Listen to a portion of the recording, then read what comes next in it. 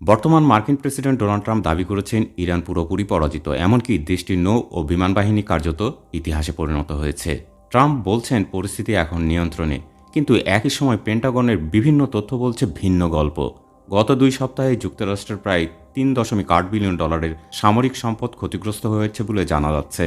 উন্নত প্রতিরক্ষা ব্যবস্থা থার্ড থেকে শুরু করে আকাশের জ্বালানি সরবরাহকারী রিফুয়েলিং বিমান ইরানের আক্রমণ থেকে কিছুই রক্ষা পায়নি। শুধু তাই নয়, গতকালই ইরাকে একটি মার্কিন সামরিক বিমান বিধ্বস্ত হয়েছে, যেখানে 6 জন ক্রু সদস্য নিহত হয়েছেন বলে রিপোর্ট এসেছে।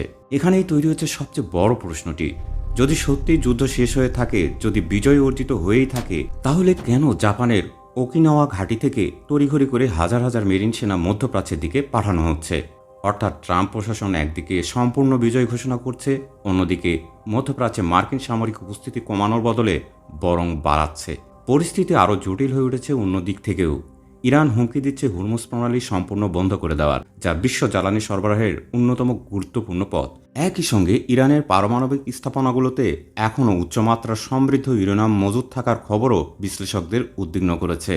অনেক সামরিক বিশ্লেষক মনে করছেন ট্রাম্প প্রশাসন হয়তো ইরানের সামরিক সক্ষমতাকে অবমূল্যায়ন করেছে, আর সেই কারণেই বিজয়ের ঘোষণা যতটা জোরালো, বাস্তব পরিস্থিতি ততটাই অনিশ্চিত। তাহলে প্রশ্ন উঠছে, এই বিজয় ঘোষণা কি সত্যি যুদ্ধের শেষ, নাকি এটি আসন্ন আরও বড় সংঘাতের আড়াল?